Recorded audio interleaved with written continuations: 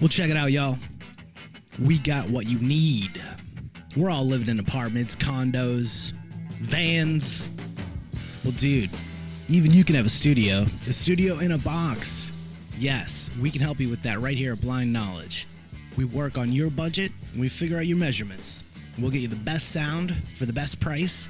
Let me know, 877-237-1143 or at blindknowledge.com. Yep.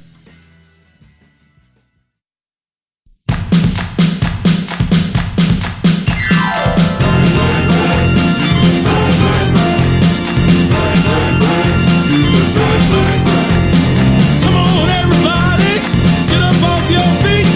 Put your hands together and do the bird with me. Bird, bird, bird, do the bird, bird, bird. Bird, bird, bird, do the bird, bird, bird. Everybody get up, everybody get down. You better stretch your stuff because the bird rings in town. Bird, bird, bird, do the bird, bird, bird. Bird, bird, bird, do the bird, bird, bird. Welcome back to Maniacal Music Musings. I'm your host, as always, Jeremy, here to lay the smackdown on some candy asses with what I created. No, I did not make these rankings, but I did create this bracket of the top 68 wrestling theme songs of all time, if I have my number correct. 68 wrestling theme songs. And no, I don't agree with this list completely, but what are we going to do? And some of you have heard this bracket before, and this time, though, it's getting taken on by... Oh, wait, he was just on my other show the other night, wasn't he? Yeah, he was. Thank you, imaginary friend next to me. But yes, it's Michael Colby back once again from Jack Billings Presents Haunted Apartment Complex. This time to take on a music bracket, and he chose the wrestling theme song bracket, which I'm, based on our conversation the other night, I'm dying to hear how this goes. I really am. So let's have some fun with this. It's going to be interesting because some of these songs I like for wrestlers that I can't stand, and sometimes the wrestler like colors how much I like the song, but we'll see how it goes. Yeah, we shall see how it goes, and it's going to be an interesting one, to say the least. But let's start off with the first matchup. And like I said, I did not make these rankings, so this matchup is something I never would imagine in my wildest dreams. But it's number 50, The Undertaker's American Badass by Kid Rock, versus number 64, The Godfather's The Ho Train by Jim Johnston. Well, let me start this out by saying that The Undertaker is probably my favorite wrestler of all time. I was not a huge fan of his American Badass gimmick. And I can't stand Kid Rock's music. I can't stand him as a person. I hate everything about Kid Rock. He looks like he smells like old cigarettes and piss. I hate everything about Kid Rock, and I hate everything about this song. So the Ho Train is gonna go forward here because that's actually a fun song, and The Undertaker's worst song by far. So Ho Train moves on because you are like me and you think that's the Undertaker's worst gimmick ever. Yeah, for like by a long shot.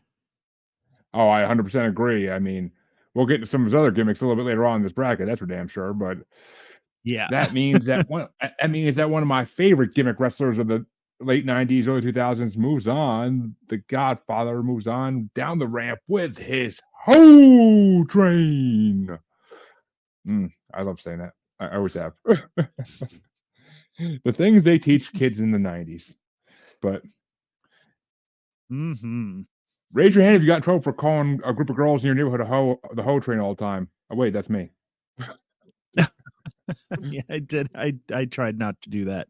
I was also a big nerd, so I wouldn't have like approached a group of girls to say that anyway, or to say anything really.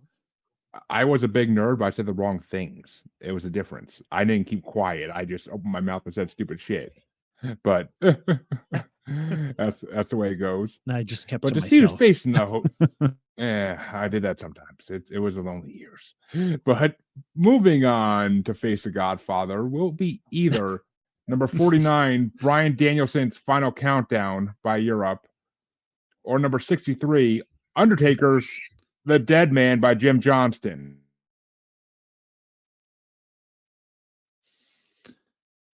I mean, Undertaker Dead Man, that's an easy one. Final Countdown's a great song, but you can't. It's gonna take something special to beat the Undertaker's Dead Man theme song, and this ain't it. No, it's oh, no, it's not.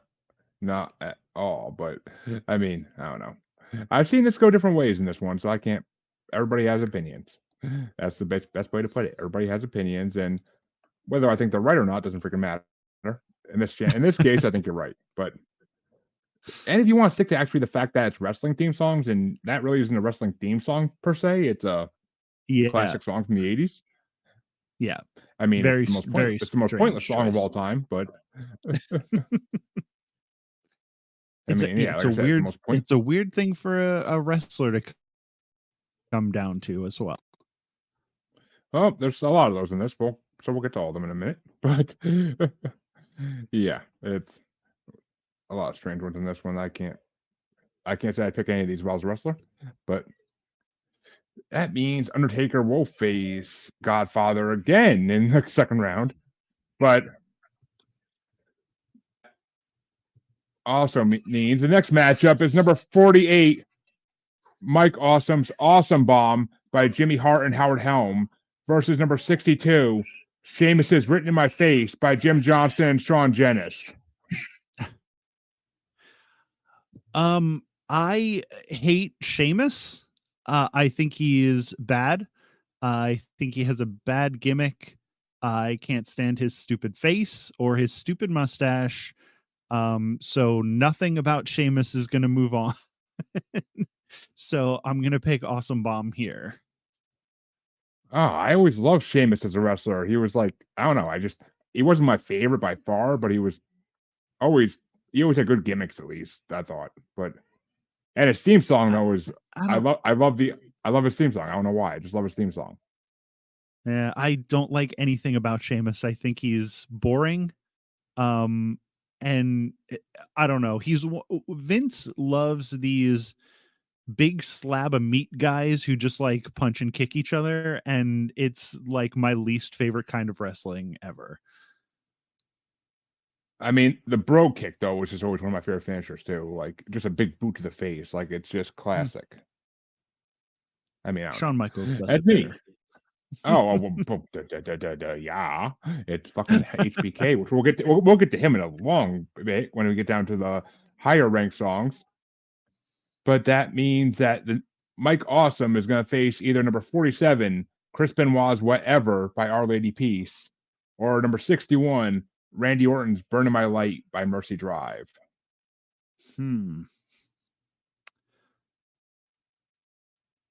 I don't love picking Chris Benoit for anything. But I mean, in the ring, you don't get too much better than Benoit was. I hate that. I hate what happened. But as far as being a wrestler, he was one of my favorite wrestlers when I was a teenager. And I think he had a great song that worked well with what he did. So I'm gonna pick Benoit here. I mean, he was an amazing wrestler, and it surprised all of us at that point when that happened. And he was an amazing wrestler though, and it literally shows the impact wrestling can have on their bodies. So Yeah. I mean, it's a moral lesson for anybody who wants to be a wrestler. This is what it can do to you if you're that good that you put yourself out there to the fullest. But yeah, that means Mike Awesome will face Chris Benoit in a WCW rematch in the second round. But The next matchup is number 46, Jake the Snake Roberts Snake Bit by Jim Johnston versus another Jim Johnston song, number 60, a fan favorite, Christian's Blood Brother.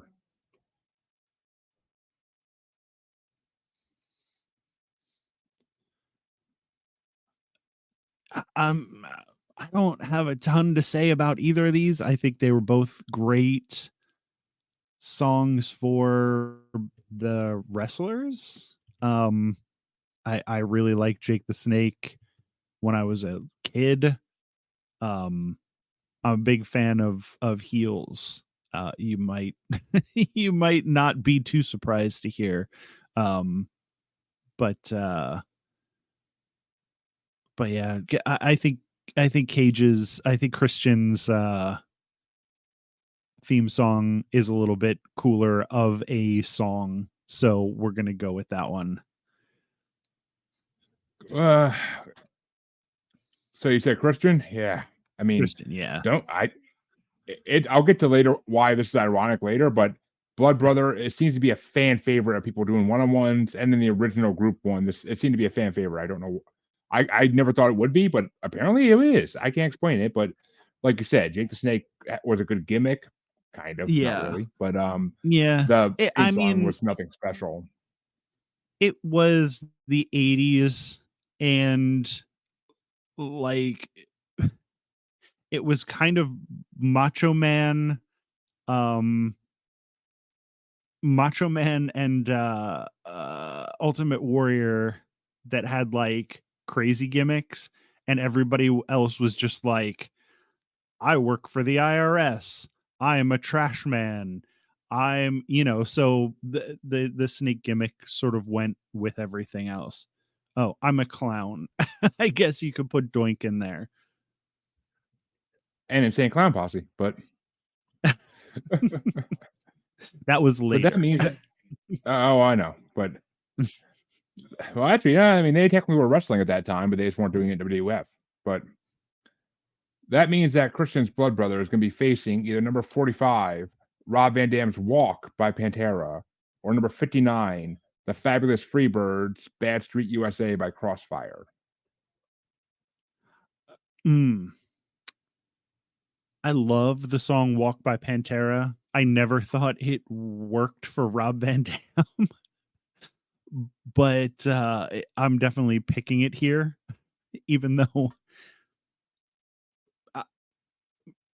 it always, because we used to go down to the ECW arena and watch Rob Van Dam wrestle, and I always was like, I don't understand why he's coming out to Walk by Pantera. It just didn't mesh with him, but it is a better song, so we're gonna pick that. I mean, there's another Rob Van Dam theme song on this as well, and let's just say that's the better one for now. I'll get to that later, but I never knew Rob Van Dam when he came out to that theme song, and I am not a fan of Walk by Pantera. The only Pantera song I really like is Cemetery Gates, but it's a good song. It is a really good fucking song, especially that high note at the end. Like, Jesus Christ. But the next matchup before we get into the first play-ins is one of my favorite names for a theme song. It's number 44, Jack Swagger's Get on Your Knees by Age Against the Machine versus, and that's Age Against the Machine, not Rage Against the Machine, versus number 58's Midnight Express's The Chase by Marauder. I don't really have a dog in the fight on this one. So I don't really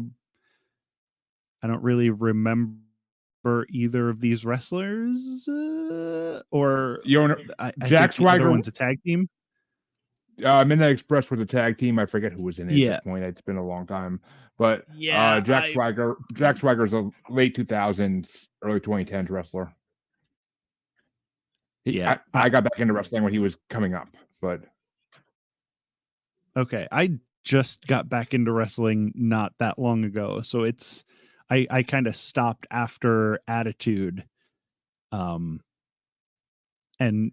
here and there I would pick stuff up, but I think you're right. I like the name of Get on Your Knees. So let's go with that one.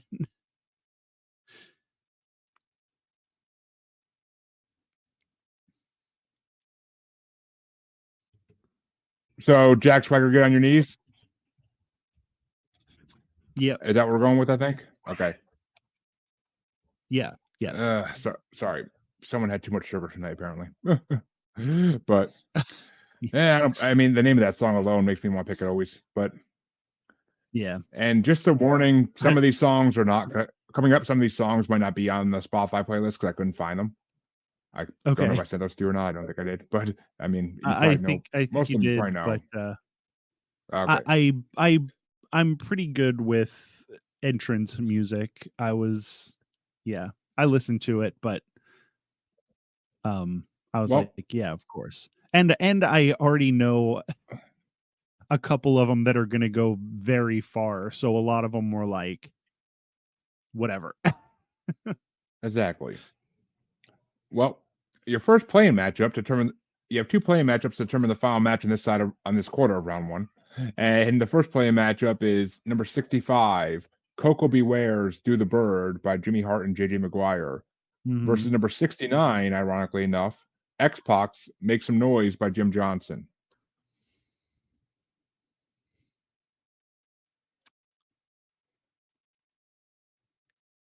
I mean, I liked Coco when I was a kid, but his theme song is sort of whatever. The 80s theme songs weren't all that exciting. And I don't love X-Pac. I have a problem, not a problem, like one of my least favorite like wrestler, like what do you call that? Like uh, a gimmick for a wrestler. One of my least favorite things is the little guy who hurts himself to like win his matches, and X-Pac was definitely one of those, and I think he was one of the more effective ones, but still kind of an annoying gimmick. But I'm gonna pick his song anyway, but again, I don't think it's gonna go super far. So, I mean, I don't know. I liked X-Pac because when I got into wrestling the first time, DX was like becoming a huge thing. Like, and that's why my friends got me into it. Is like DX, but so it was right when they were starting to form like the 5 people group. So, I mean, X-Pac I always loved him, but he was always like the least favorite member of DX. So, I mean, I gotta go against the Heartbreak Kid. Yeah, he always struck me as like sleazy, and not in like the cool Scott Hall way, but in like the I don't want to be near this guy, sort of in the Kid Rock way. Yeah, I mean, he was always like he kind of had like the more One Night in China way. Yeah, not great. But people liked him, and he was in DX, so you got to give him a point there. And yep, that means so Xbox moving into the first round. I mean, I gotta be honest though, Do the Bird is not a bad theme song at all. Like it kind of like is like a gospel church theme. It's like get on up, but yeah, I mean, it's fun, but I don't know. The 80s, pretty lame, kind of like pretty lame. Oh yeah, but that means it's gonna face one of these two songs in round one. Sorry, didn't mean to interrupt you. No, it's fine. Which I mean, we're gonna get to some beloved theme songs from the 80s, and I'm going to absolutely tear through them. So, well, here might be one of them because your second playing matchup in this quarter to see who's going to face X-Pac in round one is number 66, Ted DiBiase's "It's All About the Money" by Jimmy Hart and JJ McGuire versus number 70, Jeff Jarrett's "The Chosen One" by I have no fucking clue who.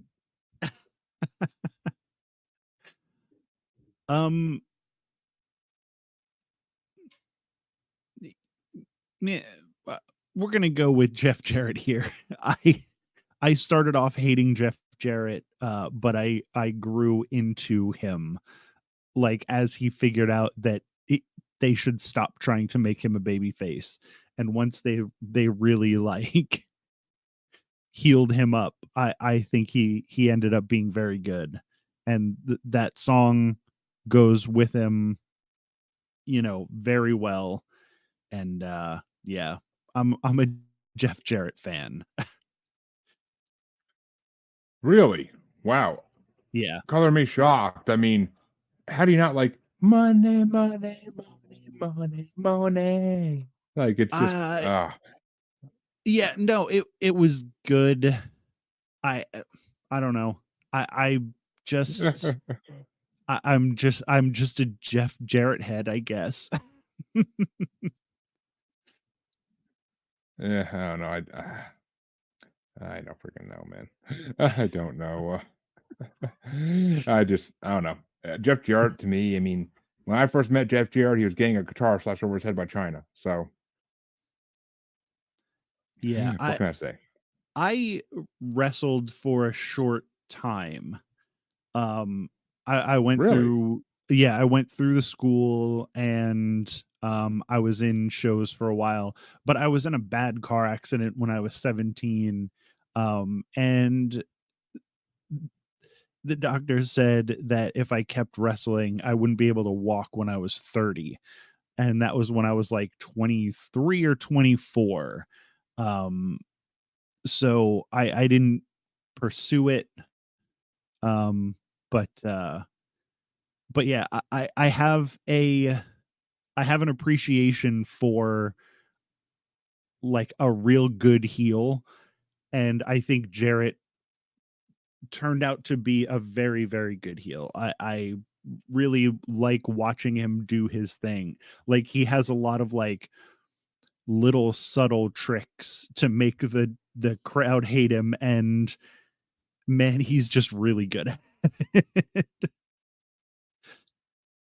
Yeah, he is good at it. I mean, and I never watched TNA when he started that shit up. I never really watched it, but so that means your final first round matchup in this quarter is number 69 X Pac makes a noise versus number 70 Jeff Jarrett, the chosen one. I'm gonna go Jeff Jarrett here. Ooh. Sorry, X Pac. I think it's the You're I think that's the first time Jeff Jarrett ever made out of the freaking play-in, let alone round one. So well, kudos. like I said, I'm a Jarrett head. It's probably not going to make it too much further, but I do like Jarrett, and I think that theme song fits him very well. Well, as Chancey said, Jarrett is a solid old school heel. So Yep. Check 1, 2. Oh, damn.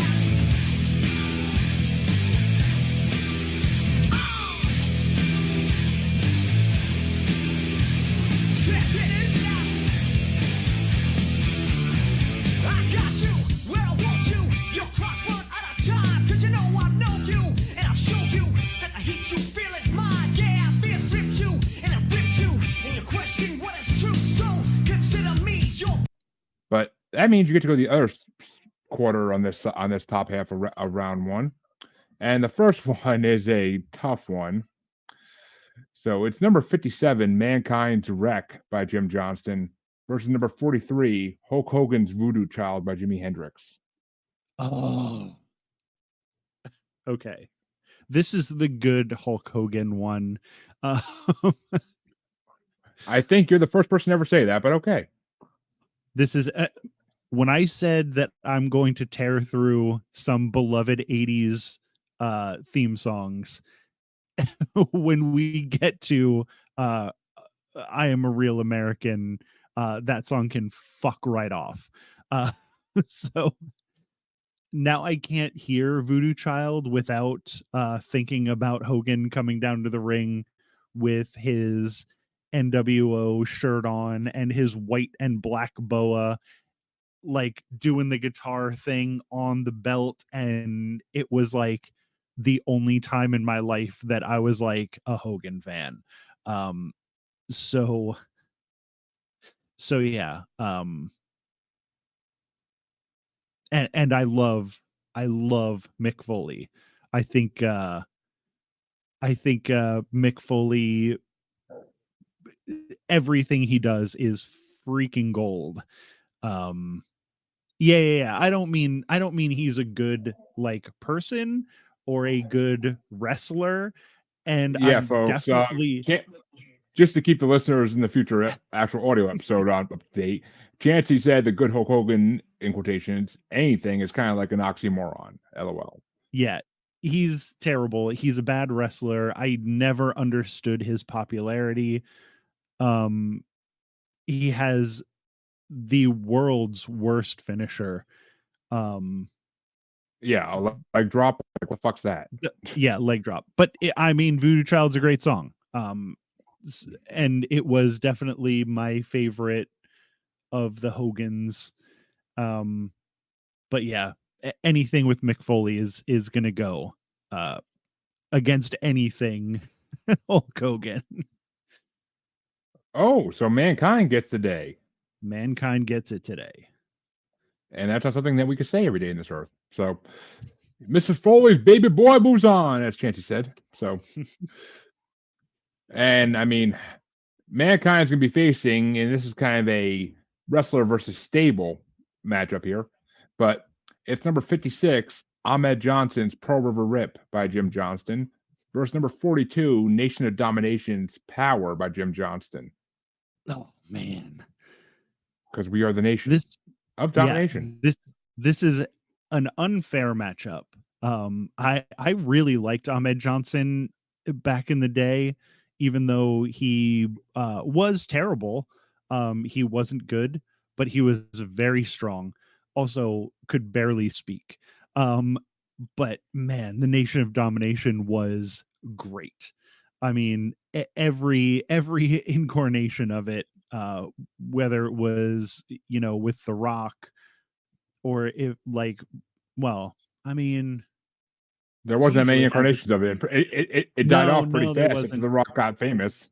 Yeah, I think I was just thinking about like how Farouk was leading it, and then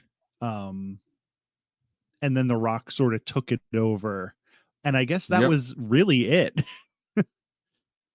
But yeah, it was and if you watch the show Young Rock on CBS, it's actually hilarious because they went through that whole thing where like The Rock starts freaking like speaking out instead of Farouk, and it was hilarious. It was just and like when The Rock finds out they want to put him in a group of all black people, like it's literally like he turns to his father, and his father's like, "Let me guess, Vince wants you to be put in a group of all black people."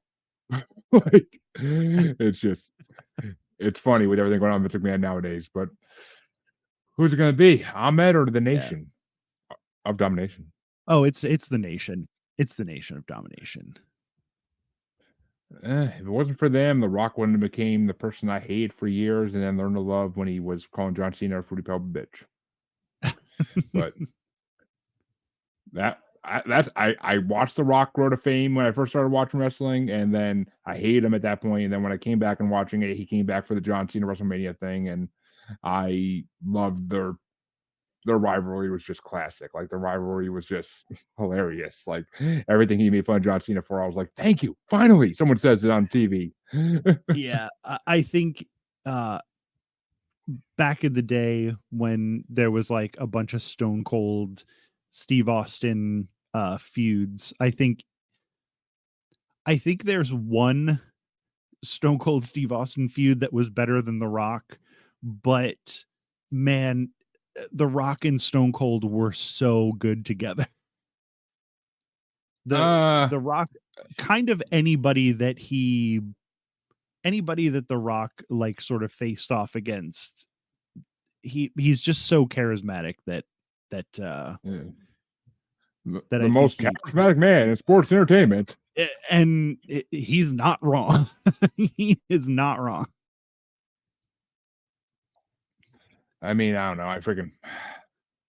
I hated The Rock for the longest time just because I guess I was supposed to, technically. But I mean, I just hated him for a long time because I was a Triple H Stone Cold fan, and I hated The Rock. And I mean, I even hated the Undertaker when he came back with that American Badass shit, but Yeah, I it gotta was. say Yeah, that the American Badass was really bad. part of the reason I stopped watching wrestling the first time. But that means that the next matchup, because Hey, Nation of Domination will face hang on, Mankind there's round 2. something very strange is going on in my.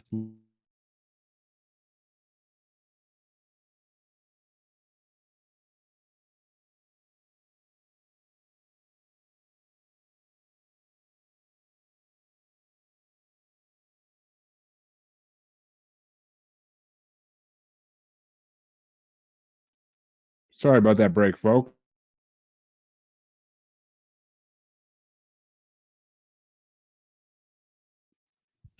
Everything okay in your Sorry, end? my cat was going crazy. He's like scratching the shit out of my chair. Anyway, go ahead. It's all good. It's all good. Well, the next matchup is number 55, Demolition by Jimmy Hart, JJ McGuire, and Rick Derringer versus, funny enough, number 41, Legion of Doom / Road Warriors, What a Rush by Jimmy Hart and JJ McGuire. So it's a tag team matchup with Jimmy Hart and JJ McGuire doing both of them.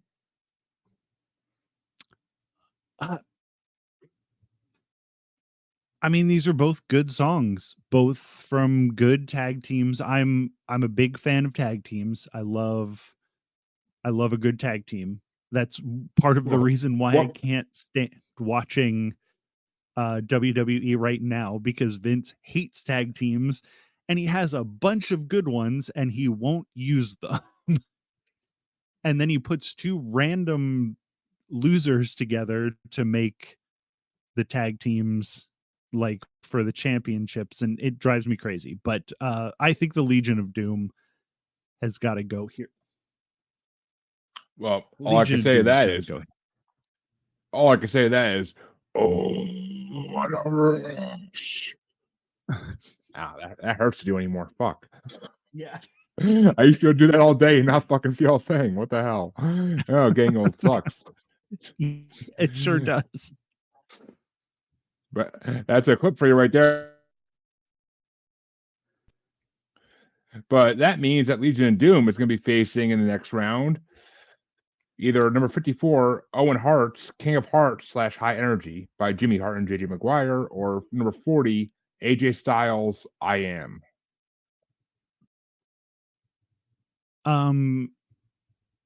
This one's easy. It's Owen. I have nothing more to say about it. AJ Styles as a wrestler and a theme song is about as forgettable as they come. Owen Hart, that means absolute legend. Yeah, and unlike WWE, we're not going to leave him hanging, folks. But you might say too soon, but it's been 30 years. Get over it. It's been a long time. That means it's going to be a 90s matchup in the next round, as Legion of Doom will face Owen Hart, which I'm pretty sure happened at one point or another. But that means the next matchup, though, in this round is number 53, Diamond Dallas Page, DDP's Self High Five by Dimasic, versus number 39, another fan favorite in these, Kane's Slow Chemical by Finger 11. And there is a Stranger Things joke there, but we did that in the group one. I'm not going to do it again. And I wouldn't have got it anyway because I only watched the first season of Stranger Things. I mean, you literally just have to know the character's name is 11. But okay. There's a clip online of Freddy from Bracket Bastards not getting that joke for like 5 minutes. Like, it's hilarious. Like, I literally say it, then like I'm in the next matchup, and all of a sudden he starts laughing his ass off. He's like, I just got that. I'm like, okay. But Finger 11. All right. I enjoy. Well, someone has to. But yeah, I mean, Kane's got to go here. Kane's got to go on to the next round. He doesn't have to leave. He has to go on to the next round. I mean, I remember watching Diamond Dallas Page, like with the whole him versus Undertaker feud, where Undertaker's wife got involved and everything too. But like, I don't even remember his theme song because it wasn't that memorable. No, DDP, not. I mean, I mean, liked him as a wrestler. I liked him as a wrestler, but he the was Diamond he Cutter was a is a good good move. wrestler. The Diamond Cutter's fine, but yeah, I don't know. He just always came off as a little bit too into himself for somebody who was like a slightly above average wrestler. I'm not a huge DDP fan. I mean, I agree. I'm a huge DP fan, but I'm not a huge DDP fan. So, but that means that Kane will face one of the following. Well, this is in this next matchup, and it's a true 90s matchup because it's number 52, D'Lo Brown's The Real Deal by Jim Johnston versus number 38, and this is one of the ones that was on the playlist, but Taz's Survive. And it is not the Taz song you're most likely thinking of. Okay. It doesn't matter. D'Lo's gonna go on anyway here.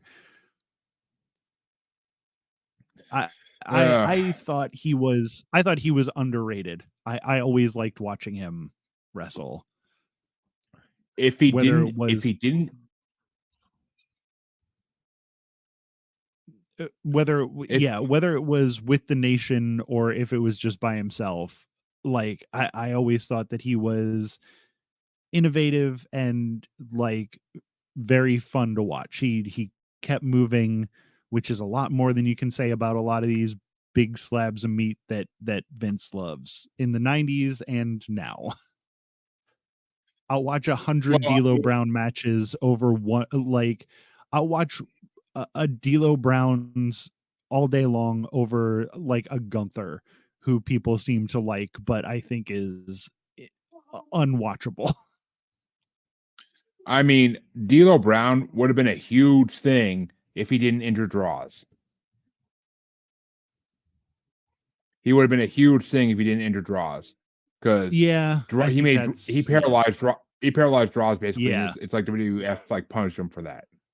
Yeah. So he would have been huge because he was such a good wrestler. He could have been Booker. He could have won as big as Booker T did if he actually was around during that time. But yeah, and what he did to Draws wasn't anything crazier than like. No, it was a basic move, and he just did like an inch off the way it should have been done. Yeah, and it wasn't like, it's not like that stuff doesn't happen. Like Austin did that to Owen, and he went on to be just the biggest star of all time in wrestling. So, well, because Vince McMahon's no idiot. Yeah. To some degree, at least, but no, he's definitely an idiot. I think he punished D'Lo for more than just like that. I think he was just looking for an excuse. Probably. Well, the next matchup, and it's going to be our second to final matchup in this round of this round, is number 51, Undertaker's Dark Side by Jim Johnston, versus number 37, Hardcore or Crash Holly's Slow Death. Oh, it's Undertaker. Crash Holly is well, it's Hardcore and Crash Holly's theme song. Hardcore and Crash, useless. No. I respect Hardcore Holly. Hardcore Holly worked his ass off for WWE. Yeah, but not fun to watch. I liked it when it was like the Dudley Boys versus like the Crash family and like or the Holly family, and Molly Holly was part of it. Damn cat. you know crack kills, buddy. But folks, pussy can be very dangerous to have in your house. Please make sure your pussy is actually in control of what's going to be in your house. Our guest will be right back as soon as he gets that pussy cat under control. And Chancey, I know you're shaking your head right now, but you love it. And he's coming back for the two play-in matchups, folks. And these two play-in matchups are interesting play-in matchups, to say the least. Oh, there we go. Sorry. This is the worst cat I've ever had. Well, I was telling the audience where you're gone. You got to keep that pussy under control. Like, but that means you're up to your next two playing matchups to finish off the last matchup of this round, half this round. And the first playing matchup is number 67. It's an ECW matchup. It's number 67, Rob Van Dam RVD's One of a Kind by Breaking Point versus number 71, Taz's 13 by Jim Johnson.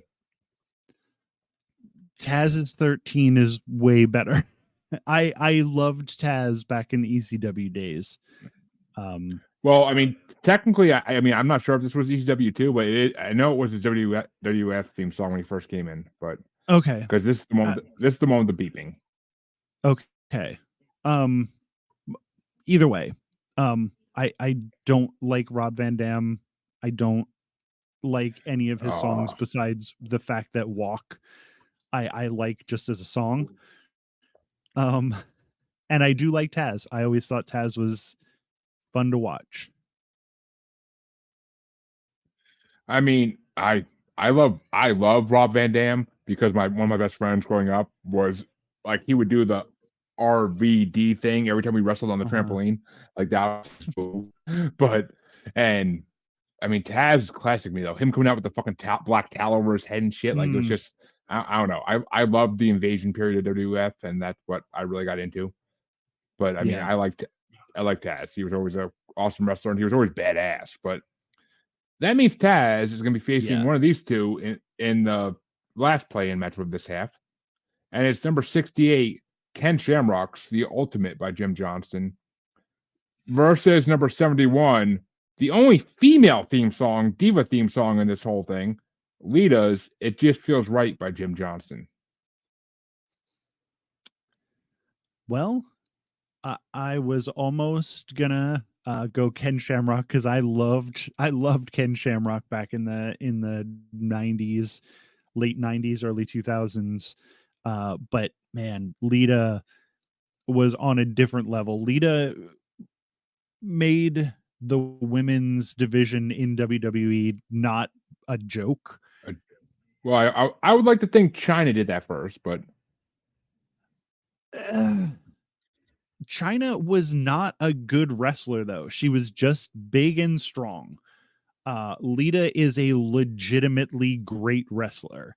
And I think if it wasn't for Lita, we probably wouldn't have like your Chris Statlanders and your like most of AEW's women's division who are amazing wrestlers. Like I think that's all being owed to Lita. So I think she's amazing. And yeah, China was badass, but she was like an Ahmed Johnson, just a big, strong person, not spectacularly skilled like Lita was. Well, all right. So Lita moves on. Yeah, absolutely. She has a great song too. Wow. Like all of the Edge Christian songs were all like a lot of like and really fit their like sort of whole deal. I mean, don't get me wrong. Lita was mine as well for a lot of preteen boys' wet dreams in the early 2000s. Don't get me wrong there. But between her and Trish Stratus, we had our money made. I mean, if you want to go further back, even Sable, the first pay-per-view I ever saw, Sable with those handprints. Oof. See, that I was never a fan of Sable. Trish Stratus, like I'm a big fan of like a Lita look as far as oof goes. Who doesn't like a girl? Who doesn't like a girl wearing lowriders with a thong sticking out? Come on now. Fantastic. She's gorgeous. She is a great wrestler. The rest of the women's division at that point just sort of they were there for bra and panties matches and manders. Yep. Yeah. It was all pretty much, useless because like by that time I already had the internet in my house. I could look at hot ladies anytime I wanted. He was watching One Night in China, folks. I'll let him fool you. Oh, I definitely watched that too. Oh God, yeah. I mean, you had to because you were just wondering, does she have a penis? I might still have her issue of Playboy. It's somewhere in this house. Kind of wish I did, but I'm pretty sure I can get those pictures online anywhere I want now. So Yeah, probably. Although surprisingly hard to get old Playboy pictures online because they take them down. Not that surprising, honestly. But Yeah. that means that your final matchup in this quarter round one is going to be, and somehow I fuck up the rankings on this, but it's number 71, Taz is 13 versus number 71, Lito's It Just Feels Right. Don't ask me how there's 271s. I don't fucking know. Oh, is this is actually a matchup? I'm gonna go with Yep, this is Lita your here again too. Yeah. Sorry, Taz. All right. Well, that means that you are now officially done with the first half of round one, and then yeah, it's gonna be a long one. I already knew it, but Good Lord. that's okay. I break these into two different episodes for this reason than the audio form. But, Okay. You're looking at the real deal now. Gonna kick this sorry ass out on the street. That what you got? You used to think you owned the street. Well, pack your bag till your ass is dead meat. Victory's sweet. Bring it on. Here's a receipt. Bring it on. What you gonna do about it? Bring it on. Is that what you got? Bring it on. What you gonna do? that means the other half of round one is going to get started off by number 14, Goldberg's Invasion / Who's Next by Christian Poulet versus number 29, Batista's I Walk Alone by Saliva. And while you discuss that, I'm going to go use the men's room real fast. So discuss. Oh, unfortunately, there's not that much to discuss. I like Batista as a wrestler and as an actor and as a person, but I'm not a huge fan of his theme song. I thought Goldberg was annoying to watch because, you know, the two moves, the constant squashes, but that song and his whole entrance was cool. And I liked his entrance. But yeah. So Goldberg's gonna win this one, but yeah, that's And that means it. that Goldberg I wins. don't have a lot to say about either of these two. Yeah, Yeah, I mean, Goldberg always wins. I mean, they're both muscleheads with no brain. So, I mean, that's basically all there is to it. What was my thing? Oh, there we go. Yeah, they're both muscleheads with no brains. That's just the way it goes. But I don't know if that's the first thing you can do. But that means Goldberg's gonna move on to face in this next matchup number 13, Triple H in China's My Time by Jim Johnston versus number 28, John Cena's My Time Is Now by John Cena and the Trademark.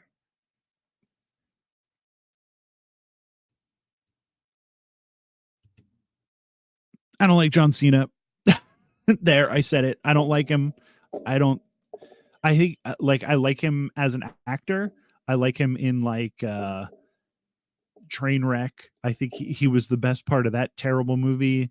I like him as what's his name from the Suicide Squad, Peacemaker. But I always thought he was an annoying wrestler. I thought his gimmick was annoying when he came in, and then he turned into like some like the New Rock army guy, which was annoying. I think like his rapper gimmick was stupid. I think his "You Can't See Me" gimmick is stupid. I dislike John Cena the wrestler. So what was the other one? Triple H and China's My Time. From Oh when yeah, Triple H and that China were a one. thing in between Yeah. DX runs. Yep, that one for sure. Mhm. Thank you. Finally, that song gets some damn appreciation in this bracket. Like when I got into wrestling, that was Triple H's theme song way before the DX theme song, way before the way before all the other theme songs that he's involved in this bracket. Like that was his theme song, and I love that fucking song. I always thought it was called Our Time, but I think it's probably his best one. Like the game is good, but it didn't. I have a thing about the song going with the wrestler and the entrance, and yep. I just think that one was the best one for him. Yeah, it was, I think. And I mean, especially at that point in his career where it was his time. Like he was coming up at that point. So, and just like, I don't know, you hear that theme song and like you just knew who it was. And I mean, I don't know. They made all the theme songs too metal when that forcible entry CD came out with all the metal theme songs on it they started using. I mean, a lot of them are on this bracket too, but that means Goldberg will face Triple H / China in the next round.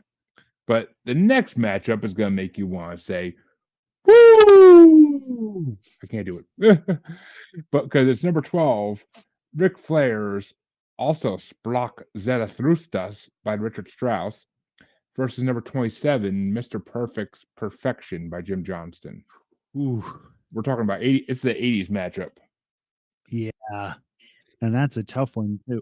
It's tougher than you'd think because Mr. Perfect, I mean, it's gonna be Ric Flair here. Ric Flair's got a great song. And he's an absolute legend. But Mr. Perfect's Not the best human gimmick being, with no, I mean, none of them are. no, I mean, You're gonna I mean, find that's not true. I don't think The Rock has ever had a bad news press thing against him. no. There's gonna be some, but then you're gonna have I mean, the rest. or Triple H, or John Cena. I never heard anything bad about any of them. No. Apparently, like I said, I think John Cena is a great actor. I like him in movies. I think he's great. I just don't like him as a wrestler. I think he's got bad gimmicks, and I don't know whose fault that is, but I don't like him as a wrestler. But yeah, Ric Flair, obviously, whatever. But back in the day, maybe the best gimmick of the 80s. I mean, just like if Chancey was still in watching this right now in chat, he'd be going nuts because to be the man, you gotta beat the man. Yeah, he was great. Mr. Perfect. No one's better at fucking speeches. No one's better at speeches. Yeah. Mr. Perfect was so good. He was a great wrestler. He had a great finisher. That Perfect Plex, for being like back in the day when people's finishing moves were the leg drop and the elbow off the top rope, like to have the Perfect Plex was like mind blowing. He was a great wrestler, and the theme song really fit him and his entrance. So it's closer than you would think, but it is still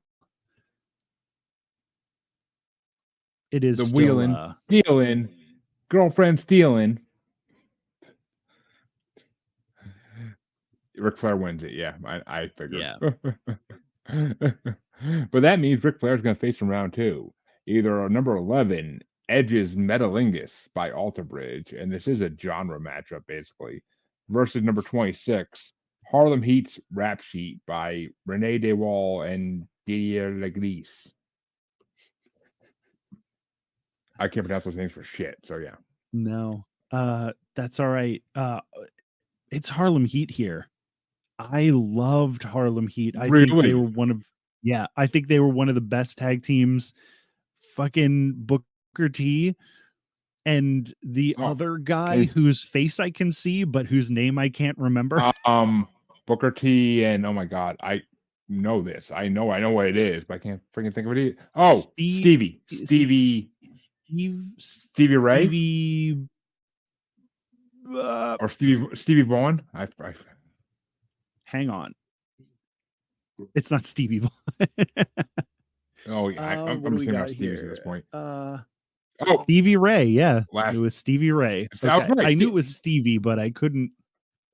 Yeah, yeah, but yeah, I and even what was that in the Royal Rumble this year? Booker T came back and he just cleared the ring, and it was so nice to see Booker T. He's still in great shape. He looks fantastic, and he cleared that ring out. He got kicked out. He got thrown out pretty early, but it was just nice to see him run down to the ring. And man, back in those WCW days, one of the few things that could get me to change the channel from Raw to Nitro was if Harlem Heat was wrestling. See, I never watched one episode of WCW. I got into WWF at Royal Rumble 2000, and that's from there. Like about a year later, there was this invasion thing that happened, and I was like, "What the fuck is WCW and ECW?" But so I mean, yeah. But that means Harlem Heat will move on to face we Ric used to Flair watch in the next first round. hour of Nitro. Yeah, we used to watch the first hour of Nitro and then switch over to Raw. But yeah, if we knew what was coming up, and like I said, if it was Harlem Heat, I was gonna switch over and watch that match. Well, that means that Harlem Heat will face Ric Flair in the next round. But the next matchup is number 10, Chris Jericho's Break the Walls Down by Jim Johnston versus number 25, CM Punk's This Fire Burns by Killswitch Engage.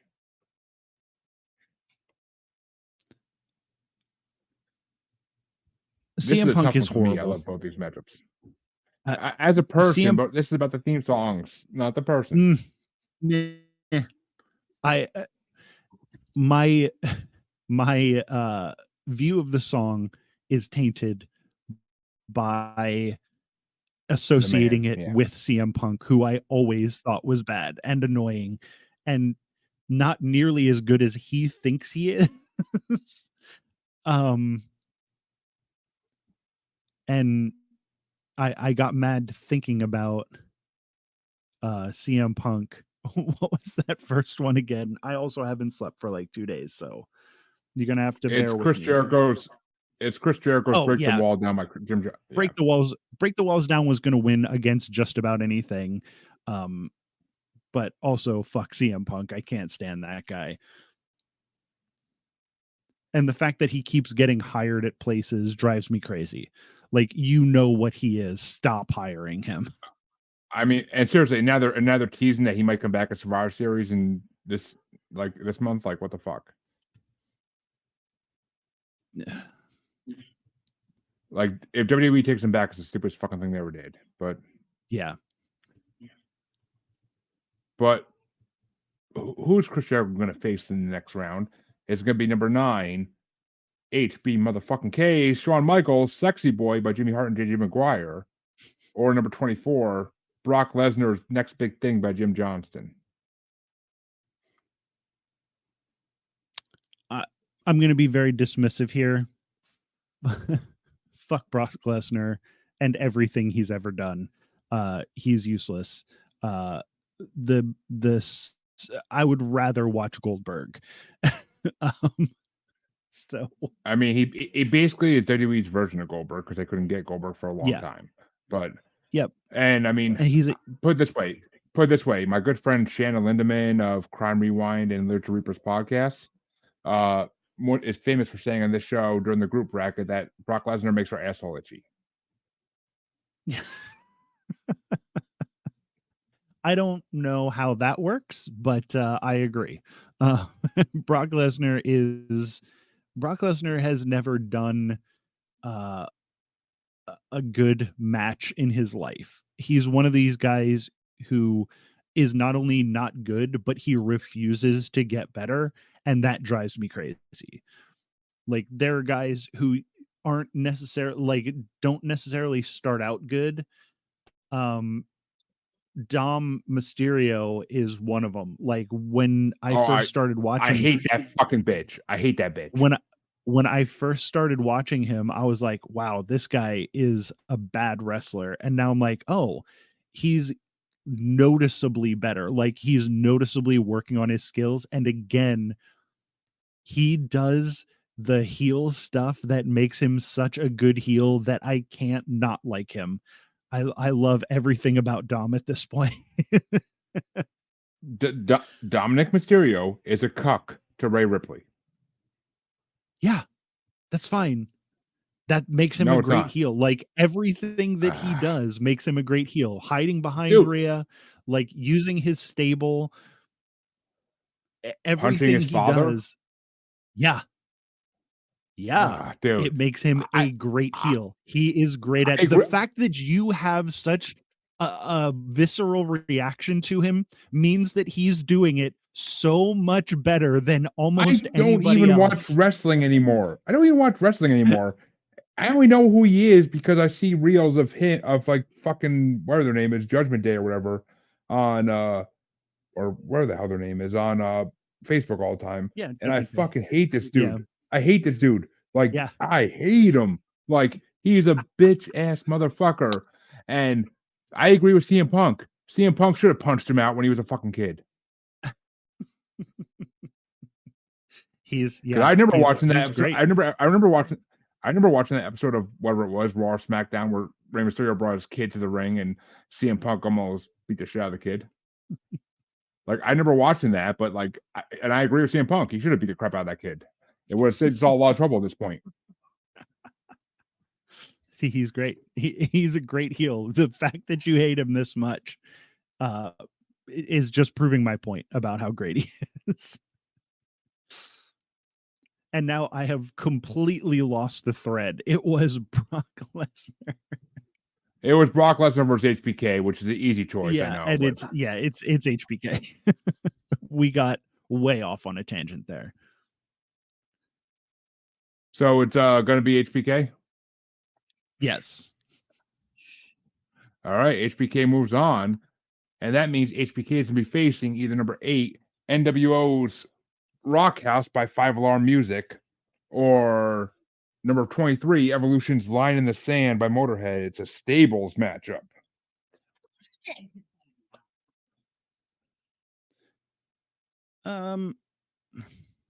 I don't have a lot to say about Evolution's thing. NWO Classic. I the NWO again, a heel thing, and they were really good at it. And most of the people in that stable were good wrestlers, and the ones that weren't good wrestlers, they knew how to keep them.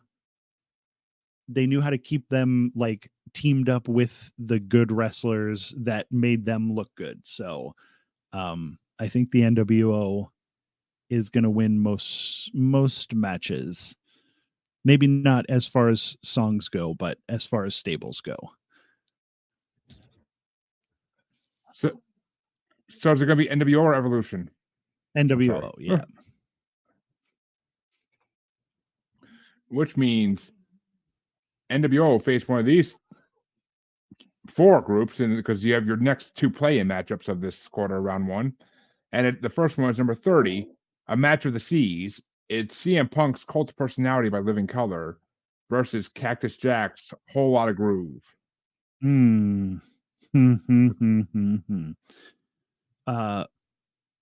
Living Color, one of my favorite bands of all time. I think they're amazing as far as music goes. But again, fuck CM Punk and fuck CM Punk for using such a great song. But you can't beat Cactus Jack.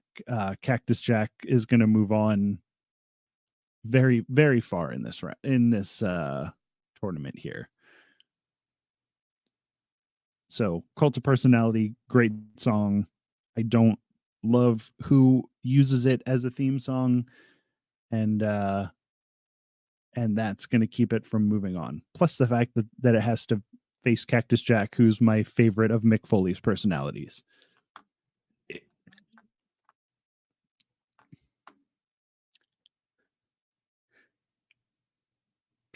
I mean, Cactus Jack was not my favorite by far. I prefer Dude Love, but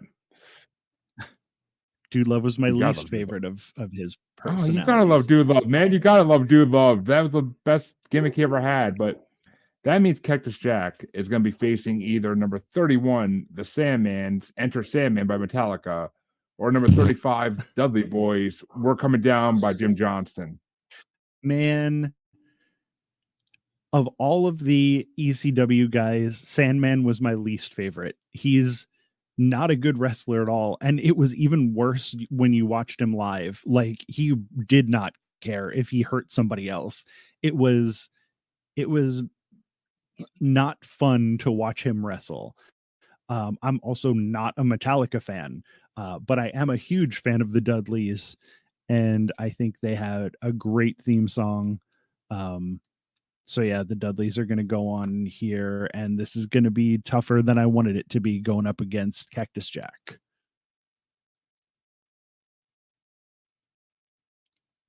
So that means the Dudley Boys moving on. Nice. Yes. Glad to see them get out of the play-ins for once.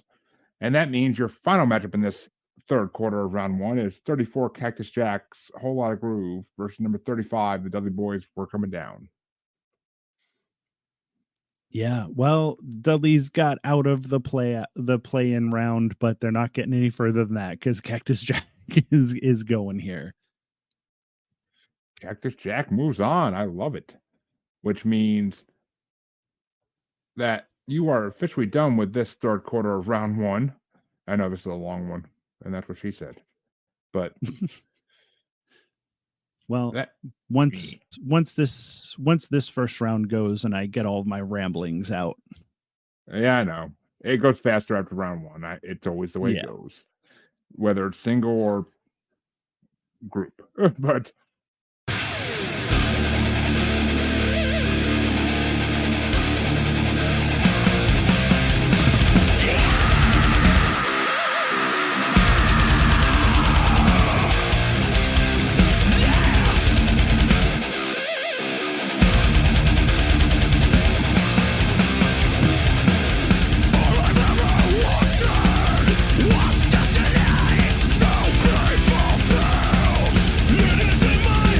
that means the fourth part of round one starts now with number 7, Bret Hart's Hitman by Jimmy Hart and JJ McGuire versus number 22, Eddie Guerrero's Lie, Cheat, Steal by Jim Johnston. Which is completely a matchup of like the 2000s versus the 80s, but whatever. Yeah. Or 90s, I guess, kind of. And there aren't too many people that I would rather watch wrestle than Eddie Guerrero.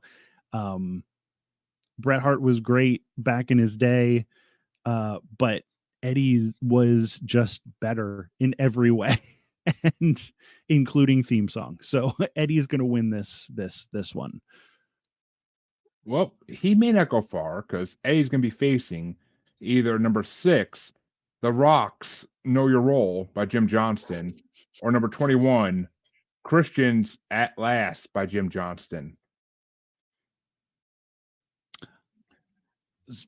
It's fine, Christian. You're great. I love watching Christian wrestle, and I think his theme songs always fit him well. But not this one. This was the worst theme song he ever fucking had. This is the worst gimmick he ever had. Not until we probably get up against some shattering glass. I think The Rock's going to have an easy ride until that glass shatters. Well, that means that The Rock will face Eddie Guerrero in the next round. But the next matchup you have is number 5, DX's Break It Down by Jim Johnston versus number 20, Edge's You Think You Know Me by Jim Johnston.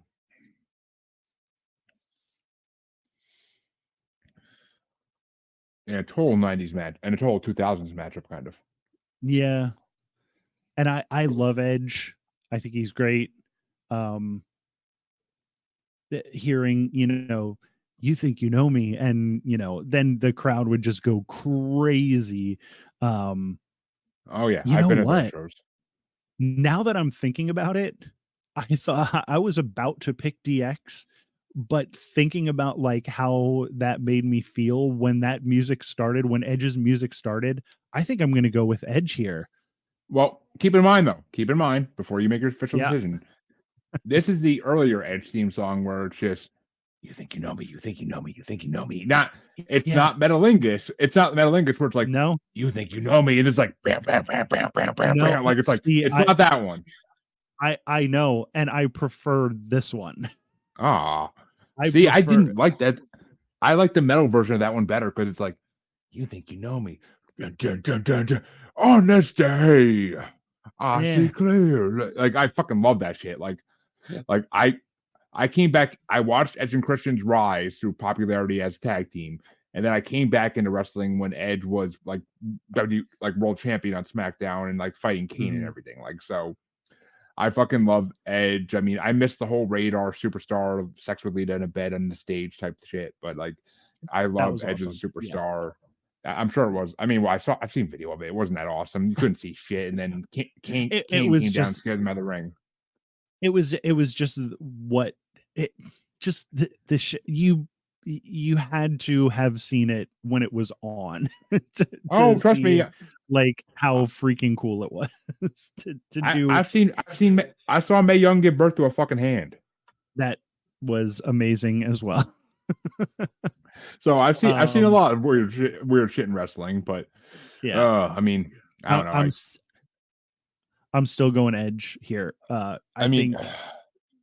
think Edge. I would have rather watched Edge than any of the DX guys when they were. No, there was. These are both theme songs where it's about the opening and how crazy the crowd goes. Mm-hmm. I think the crowd goes a little more crazy when they hear, "Are you ready?" Down. Like the crowd. I've been at both shows before, and the crowd goes crazy when you hear the DX theme song. Like the crowd literally loses their fucking minds. Like freaking all these Swifties when Taylor Swift like decides to bend over. Like what the fuck? Well, this is my bracket, and I'm going by how I felt when the music comes on. It is, but I'm a muser, and I will throw a damn fit if I want to do it for something. But that means Edge gets to face either, and here we go. I already know, but number 19, Hardy Boys Loaded by Zach Tempest versus number 4, and this is the reason I said here we go, Hulk Hogan's Real American by Rick Derringer. Oh, gross. This is a bad matchup because, like I said, I am not a fan of Hogan. I wasn't when I was a kid. Well, I was an Ultimate Warrior guy when I was a kid. I thought Hulk Hogan was lame back in the day. I think this theme song is lame and bad. I also don't like the Hardy Boys, but I'll take the Hardy Boys over a Hulk Hogan theme. Okay, I really don't give a fuck about Hogan, but now you make me cry over the Hardy Boys were the shit back in the day when I was a kid. We all wanted to be the Hardy Boys doing those fucking flips and shit off stuff. Like every kid in the fucking late 90s, early 2000s wanted to be the Hardy Boys. I was going Edge and Christian over the Hardy Boys every single time. I'll take Edge and Christian. I'll take the Dudleys. I'll take all of these tag teams that were, because Jeff Hardy is like the one that made me realize that I think the little guys who sacrifice their bodies to win the matches is the lamest gimmick. And Jeff Hardy is like the epitome of that, and I can't stand him. Well, okay, Shane McMahon is also the epitome of that, but Shane McMahon Shane McMahon was more convincing doing it. I grew up loving the Hardy Boys. I've seen so many of my friends permanently injure themselves, like trying to do swanton bombs off of ladders on trampolines. Mhm. So, When I I mean, was in and wrestling school, there was a 370-pound man who would do those swantons off the top ropes. Now that's a finishing move. Like for a 112-pound guy to do it, I never bought it as a finisher. well, see, I never tried it because if I tried it and I was like 300 pounds, if I tried it, I probably would have killed myself in the process. But Well, yeah, I Mark mean, Mess was I, very good at doing well, it. does it help you at all if you think is Real American as a Gerald Briscoe, Pat Patterson theme song? No, because it's a terrible theme song. It's a terrible Because that's song actually no matter who's coming out to it. that's actually how I got introduced to that theme song is Pat Patterson and Gerald Briscoe running out at Mr. McMahon's orders to that theme song. Yeah, it's bad. It's a bad song. Well, that means Hardy Boys will face Edge, ironically enough, in the next round. But And the and next, I can tell you right now that Edge is going to spear those Hardys off the top of a ladder. well, I'm sure, but the next matchup is interestingly enough a friends matchup because it's number 3, Triple H's The Game by Motorhead versus number 18, New Age Outlaws. Oh, you didn't know? By Jim Johnson. Your ass better call somebody. That was a good theme song for Oh, they a both are good amazing theme tag team. songs, but Yeah.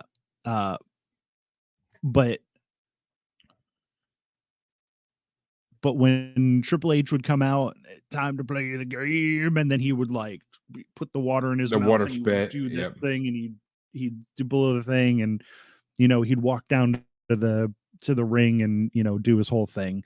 Fucking amazing. I mean, the one SummerSlam where Motorhead actually performed it, and he like was on the throne and everything with the fucking like crown, like it was just oh my god, amazing. Yeah. That was And that was an amazing the sledgehammer. Yep. Yep. That was the sledgehammer era. Yeah, very good time in Triple H's life. It's when he became his top tier level that makes him what he still is today. Yeah. Yep, absolutely. But so yeah, the game. It's also New Age Outlaws. New Age Outlaws were great. So much fun to watch. I love Billy Gunn. I love the Road Dogg.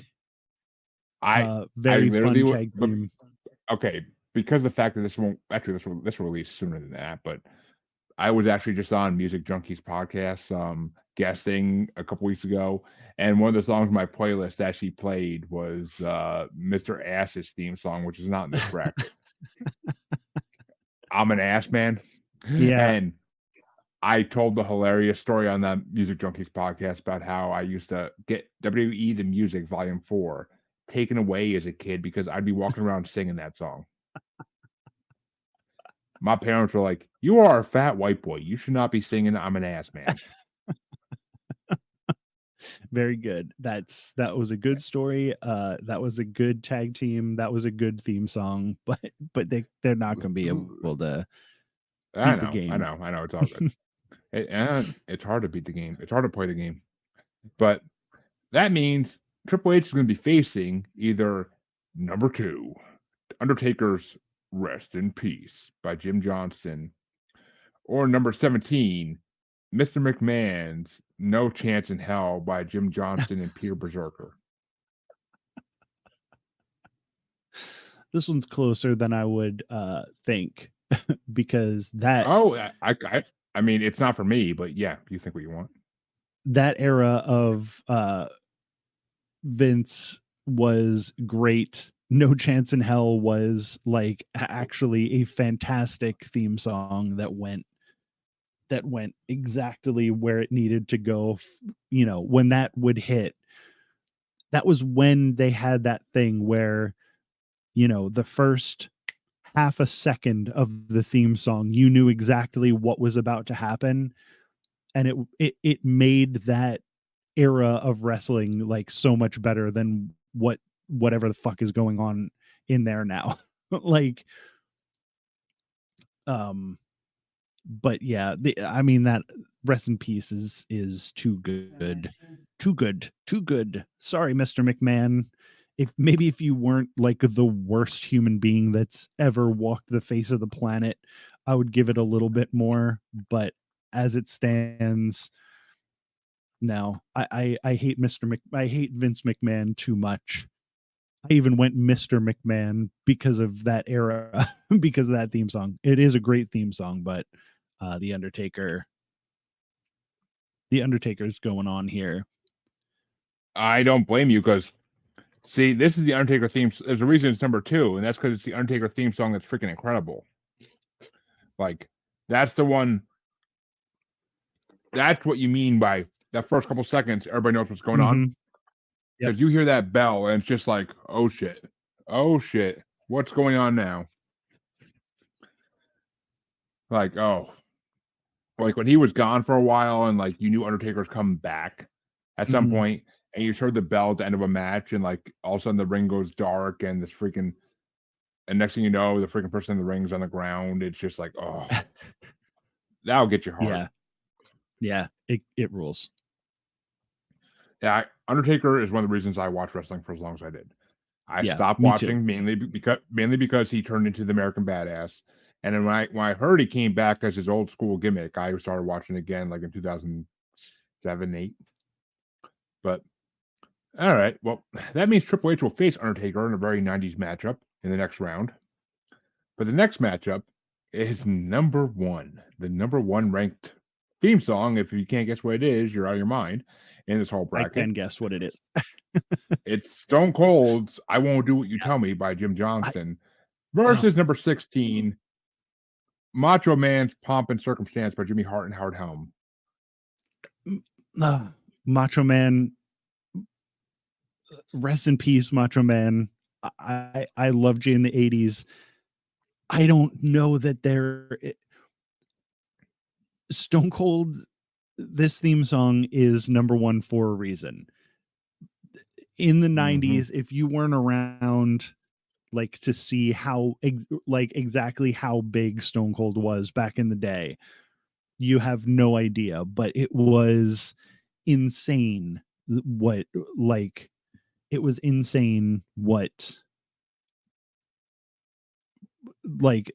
the eruption of the crowd. And I wasn't even a Stone Cold fan. Like, it wasn't until Stone Cold's feud with Kurt Angle that I was like, oh, there's something to this guy. But most of the time, fighting The Rock, fighting Vince, and doing all that stuff, I was like, whatever. But at the same time, when that glass shattered again, you knew exactly what was coming. And even though I didn't like him back in the day, that glass shattered, and I was like, oh, something's about to happen, because he was the thing that made everything happen in that era of wrestling. Like, if Stone Cold was coming out, you knew something was about to happen. And he'd come up and he would do that jaw, he would jaw at whoever he was doing, and then he would kick him in the gut, and then he would stunner him, and then he would stunner like the 8 other people in the ring, and nobody could do anything about it. It was fucking fantastic. And like I said, I wasn't like, I was like, oh God, it's Stone Cold again. You know what's going to happen. But the further I get away from it, the more I'm like, every once in a while, I'll think of that glass shattering and then, and I'm like, yes. So yeah, Stone Cold. Stone Cold. Oh, I mean, I don't give a shit. Stone Cold's a goddamn legend. I mean, I was kind of a big fan of him, because like when I got into wrestling, he was gone. Like, it was after he got hit by the car. And like, I remember when he came back with Rikishi being like, I did it for The Rock. I did it for the people. Like, it's like, oh, please. But that means you have your final to play in match. Oh, go ahead. Trying to turn Rikishi heel was a bad idea. It was dumb. Oh no, Rikishi dancing with Too Cool was a better gimmick by far. Absolutely. But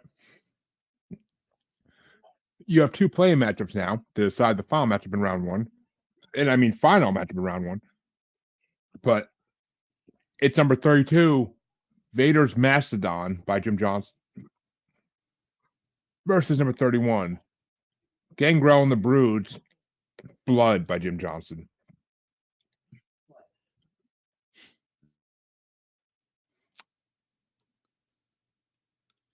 I always thought Gangrel was lame, so I'm going to go with Vader here. And for Christian, the first time, once they got away from Gangrel, that was when I started liking them. But yeah, Gangrel, what a wiener that Gangrel was. Okay, for the first time in the history of this bracket, Vader makes it out of the play-in. Because I mean, I love both of these theme songs by far, but Vader never makes it out of the play-in because Gangrel's is such a memorable theme song. And I mean, okay, I wasn't even around for it, but I love the Ministry of I love watching about the Ministry of Darkness when I like on VHS back in the day. Like that was my favorite era of wrestling I ever saw. Was the Ministry of Darkness and like the corporate Ministry of Darkness, like fucking era. Mm-hmm. Like that was my favorite era because Undertaker was so badass during that whole time. Yeah. And Gangrel and the Brood were part of that. So yes, they technically were, but Gangrel was the worst part of it. I liked it. I mean, who doesn't like vampires? I love vampires. Gangrel. I mean, I don't know. I didn't buy it. I don't buy Tom Cruise as an action star, and I didn't buy Gangrel as a vampire. Well, I mean, you're also, I think, a few years older than me, so maybe it was the age difference when that happened. Yeah, probably. Because I almost could believe that age I was at like 8 or 9. That like, actually, well, okay, 2000. I would have been 12. So at 12 years old, I could believe a vampire was a real thing in wrestling. Don't ask me why, I just could. And seeing the three of them come up from beneath the stage, like with the chalice of blood, like it was just incredible times for a kid. So, yep. If I was a kid, I probably would have liked it a lot better. that theme song was so evil. But that means Vader is you're going to face in the final matchup of round one, either number 33, Drew McIntyre's Broken Dreams by Jim Johnston and Shaman's Harvest, versus number 15, Ultimate Warrior's Unstable by Jim Johnston. Just like Sheamus, I'm going to completely dismiss Drew McIntyre's whole thing. It's all bad. And like I said, back in the 80s, it was like Ultimate Warrior versus Hulk Hogan, and I was a Warrior guy all the way. So Ultimate Warrior is going to go through here. See, it's funny because the last person I had doing this bracket actually knows the band Shaman's Harvest. So okay. I mean, so she voted that almost through to, I think, to her final four, but personal reasons, personal reasons. But yeah, and that's fine. But Sheamus and Drew McIntyre, they're both just big. They're Vince's slabs of meat, and they got really nothing going for them as far as personality, and that includes their theme songs. Warrior is all personality. I mean, Sheamus, I can see that more, but Drew McIntyre, I actually love that Broken Dream song. I fucking love that song. I always did. Like, even when I watched him wrestle with it, like, I loved that theme song when he was coming out. Like, it's a good song. I think so. But anyway, the last matchup in round one is going to be number 32, Vader's Mastodon versus number 15, Ultimate Warrior's Unstable. I'm glad that we're through, or okay, it's going to be Vader here. But then we're through the list. And I'm going to say I'm glad that Seth freaking Rollins' theme song wasn't on here at all, because there is nothing more annoying. Like, I've turned off pay-per-views because of the crowd going, oh, like throughout the whole match. I'm like, fuck this guy. I'm surprised that wasn't on here. I was ready to talk shit on it. He wasn't on here because I mean this is kind of an older list, I think, and there's very few new stars on it. But Yeah. Well, I'm gonna talk shit on Seth Rollins's crappy entrance and the fact that the crowd chants throughout his whole matches. I had that in my chamber, so I didn't want to let it go. well, I mean, don't get me wrong. I hate any member of the Shield, Roman Reigns, Seth Rollins, sort of the third guy I don't even know the name of, but yeah, I hate them all. But I mean, I hate the Shield. That's the reason I stopped watching wrestling a second time and I haven't got back into it since. I actually like Roman. But again, I him. think he's a good heel. And he's with Paul Heyman, who I think is I hate Paul Heyman since Brock Lesnar. I think Paul Heyman might be the best manager that's ever been in the WWE. His body language, his facial expressions are hilarious. The shit he says is so ridiculous. And again, he makes people hate him, and there's no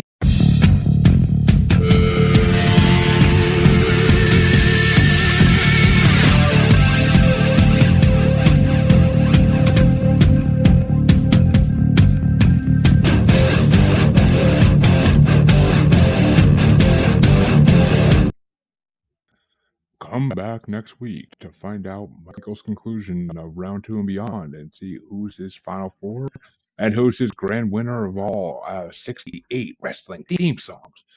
Come back next week. You can check out Maniacal Music Musings or get powerbombed.